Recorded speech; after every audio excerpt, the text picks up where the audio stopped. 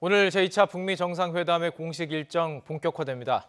베트남 하노이 현장을 다녀온 취재기자와 함께 자세한 이야기 나눠보겠습니다. 통일외교안보부 강정규 기자 스튜디오에 나와 있습니다. 안녕하십니까? 안녕하세요. 네. 자, 오늘 북미 정상의 하노이 첫 대면 역사적인 순간이 될 텐데 공식적인 일정이 지금 나와 있죠. 네, 이제 백악관을 통해서 공개가 됐는데요.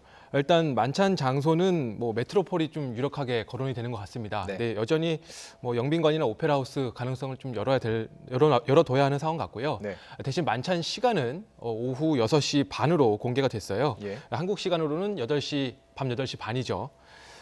일단 두 정상 6시 반에 현지에서 만나서 간단하게 인사를 나누고 환담을 나눌 겁니다. 그리고 20분 동안의 단독 회담 이루어지고요. 그 이후에 3대 3 친교 만찬이 1시간 반가량 진행돼서 모두 한 2시간 정도의 일정으로 진행되는 걸로 지금 공개가 돼 있습니다.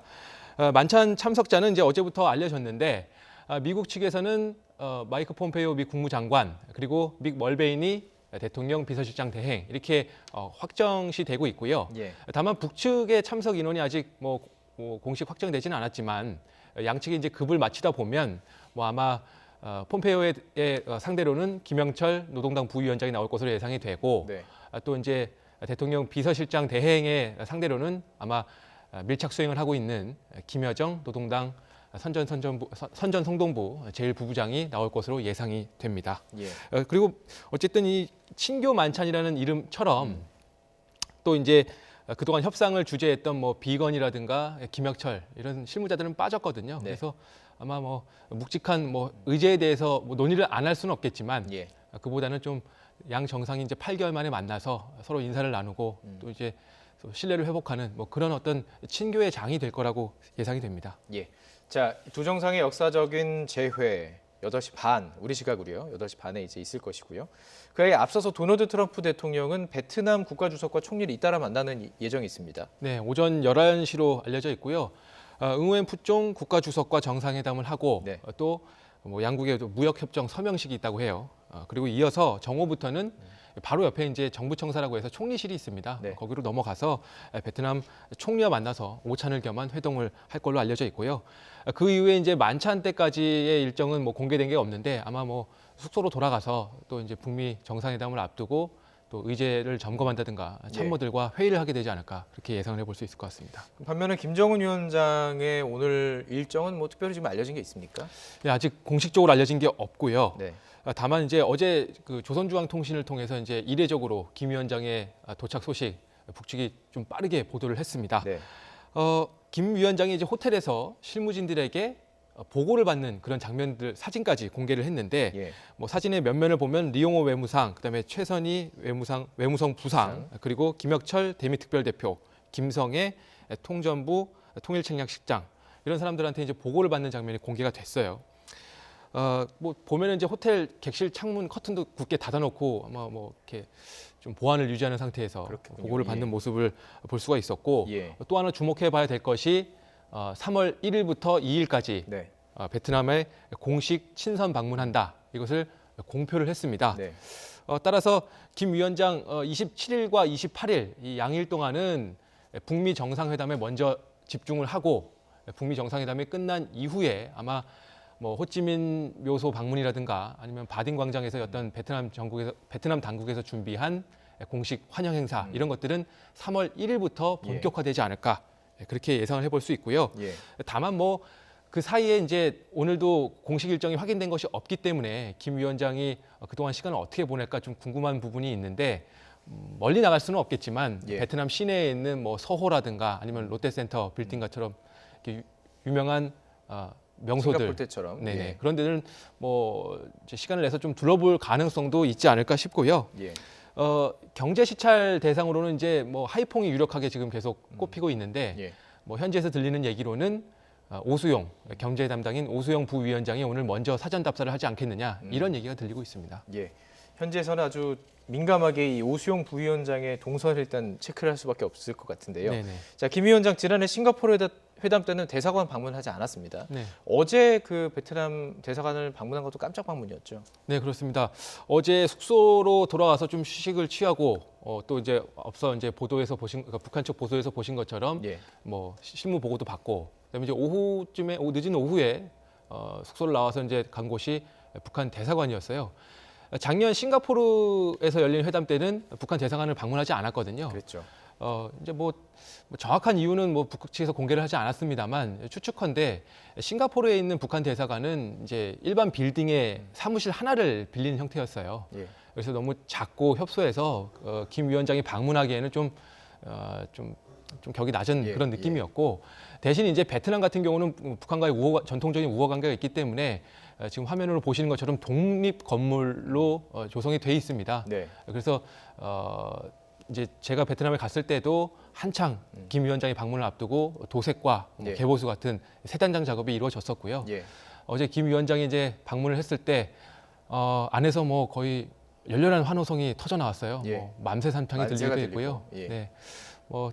김 위원장이 이제 기존의 앞선 선대의 어떤 리더십과는 다른 이제 젊은 지도자로서의 모습도 많이 보여주고는 있지만 어제 이제 북한 대사관에서 나온 반응들을 보면 역시 북한 체제는 조금 아직은 우리와는 좀 다르구나 이런 느낌도 좀 받았던 게 사실입니다. 그 하노이 취재하실 때 베트남 이 대사관 갔을 텐데 혹시 뭐 직원들이나 그 모습들 보면서 어떤 분위기가 감지가 되던가요?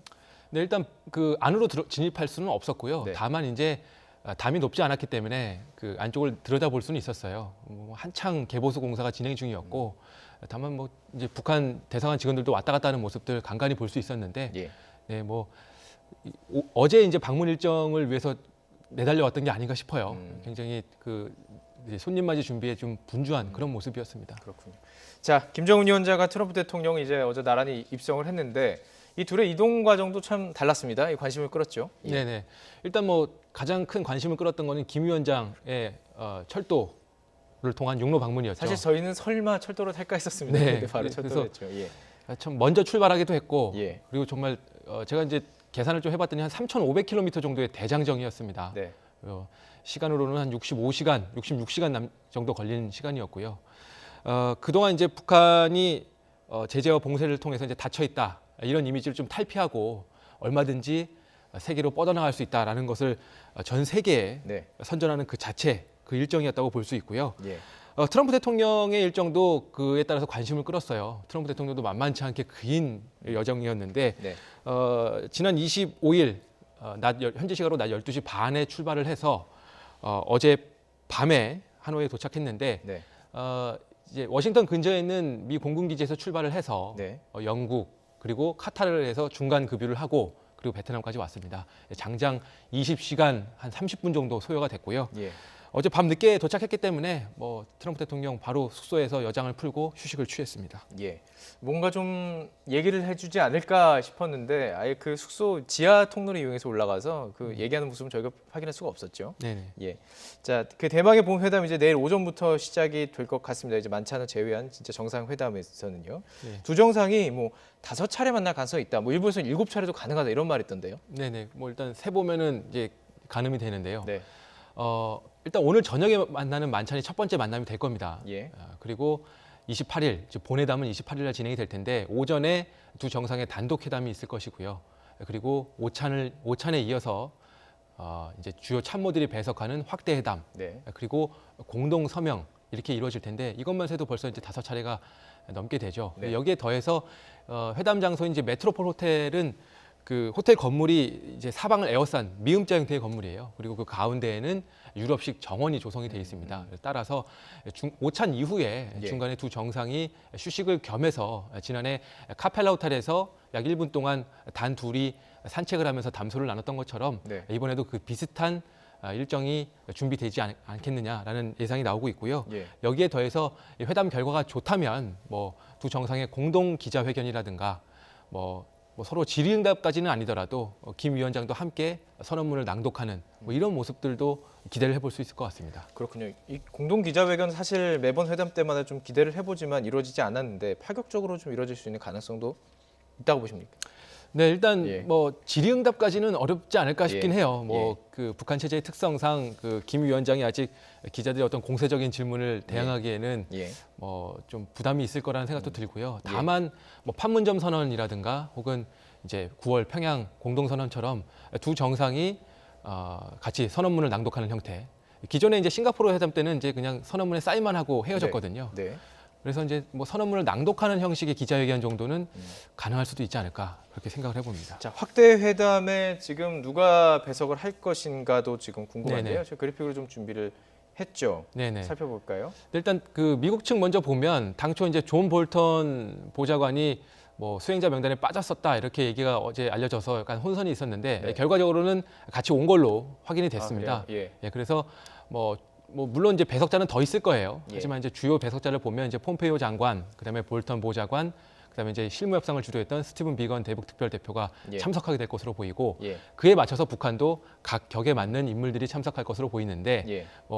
폼페이오의 상대역은 김영철, 그리고 존 볼턴은 리수용 또는 리용호 외무상이 거론이 되고요. 예. 스티븐 비건이야 뭐 두말할 나위 없이 김혁철. 김혁철 대미 특별 대표가 될 것으로 보입니다. 지금 싱가포르 확대 회담에 추가된 인원이 지금 김혁철과 스티븐 비건 이렇게 볼 수 있겠군요. 그렇죠. 예. 뭐 가장 이번 이제 2차 북미 정상회담 추진 과정에서 네. 이른바 선수 교체가 이루어진 거죠. 예. 그래서 두 인물이 새롭게 이번 협상을 만들어 나간 아주 중책을 맡아서 진행을 해왔던 것으로 볼 수 있습니다. 예. 자, 그동안 그 비핵화 의제를 두고 이제 실무 회담이 지금 말씀드린 그 두 분을 통해서 이루어졌다면 내일 정상회담을 앞두고는 좀 고위급 회담, 그러니까 폼페이오 장관이라든지 네. 좀 이루어져야 되는 거 아닌가요? 네, 그렇습니다. 폼페이오 장관이 이제 트럼프 대통령과 따로 출발을 해서 먼저 하노이에 도착을 했었거든요. 네. 그래서 김영철 당 부위원장과 고위급 회담을 현지에서 하게 되는 거 아니냐 이런 관측이 있었는데 네. 뭐 사실 어제 일정을 보면 폼페이오 장관은 베트남 판민민 부총리 겸 외교부 장관과 만난 것밖에는 확인된 게 없어요. 예. 어쨌든 뭐 김혁철과 비건은 어제 추가 협상을 하지 않았거든요. 그래서 실무선에서의 어떤 의제 협상은 일단락된 것으로도 보입니다. 따라서 예. 아마 이 두 실무선을 잡은 초안을 바탕으로 이 고위급들이 만나서 이 북미 정상이 만나기 전에 네. 최종 점검하는 시간을 한 번쯤 갖지 않겠느냐라는 관측이 높습니다. 예. 자, 그렇다면 이제 어느 정도 정리가 됐다면 회담 이후에 이제 선언문이 나올 네. 텐데 거기에 담길 내용이 지금 가장 궁금합니다. 하노이 선언이라고 아무래도 부르게 될 텐데 어떤 내용이 담길까요? 네, 아무래도 그 지난해 싱가포르 선언의 연장선으로 봐야 할 것 같고요. 지난해 싱가포르 선언이 총론이었다면 이번은 강론으로 들어갈 차례입니다. 예. 제가 그래픽으로도 준비를 했는데 지난해 싱가포르 선언의 싱가포르 합의문은 크게 4개항으로 요약이 됩니다. 예. 이 중에서 가장 관심인 것은 제3조 한반도의 완전한 비핵화 약속 이것을 어떻게 구체화하느냐가 되겠고요. 여기에 대해서 북한은 이제 영변 핵시설 폐기를 던지고 있고 미국은 플러스 알파를 요구하고 있습니다. 그에 대한 미국의 상응 조치로는 제1조 새로운 북미 관계 수립 이거에 대한 조치인데 뭐 지금 얘기가 나오는 것은 이제 서로 간에 이제 연락사무소 설치라든가 또 이제 종전 선언, 북미 양자 간의 종전 선언이 좀 무르익었다는 분위기가 여러 군데서 캐치가 되고 있어요. 네, 네. 그런데 역시 북한도 마찬가지로 그 플러스 알파를 요구하고 있는 상황이 될 그렇죠. 겁니다. 예. 특히 이제 미국이 항상 강조하는 것이 이제 뭐 완전한 비핵화, 뭐 CVID라는 표현도 쓰고 되돌릴 수 없는 비핵화를 강조를 하는데 북한 역시 입장을 바꿔 생각해 보면 마찬가지입니다. 되돌릴 수 없는 평화를 요구하고 있을 것 같아요. 왜냐하면 체제 보장. 그렇죠. 체제 보장과도 같은 말이 될 수 있는데 예. 왜냐하면 이제 북한과 달리 미국은 계속 정권이 교체가 되지 않습니까? 그래서 트럼프 대통령이 뭐 재선에 성공할지 또 공화당이 언제 동안 집권할지는 모르겠습니다만 정권이 바뀌어도 변하지 않는 체제 보장 이것은 어떻게 보면 조약 형태 그다음에 국회 승인 형태 이런 것들을 거쳐서 이루어져야 하거든요. 네. 쉽게 뒤집을 수 없는 체제 보장을 북한은 요구를 하고 있는 것이고요. 그동안에 이제 협상 진행 과정을 보면 뭐 북한은 단계별 비핵화 조치로 이제 뭐 전략을 짜고 있는 것 같고 미국 역시 그에 대응해서 단계별 상응 조치를 준비하고 있는 듯한 모습들이 여러 곳에서 확인이 되고 있습니다. 예. 자, 이 부분이 제일 관심입니다. 어떤 내용이 과연 담기게 될 것인가. 지금 뭐 두 명의 전문가와 함께 조금 전에도 자세하게 분석을 해봤기 때문에 이 내용은 더 뭐 질문드리진 않겠습니다. 하지만 여기에 담길 내용이 앞으로 이제 이 한반도의 평화로 가는 가장 중요한 단계, 첫걸음이 된다는 것은 분명한 사실인 것 같습니다. 네, 통일외교 안보부의 강정규 기자와 함께 이야기 나눠봤습니다. 고맙습니다.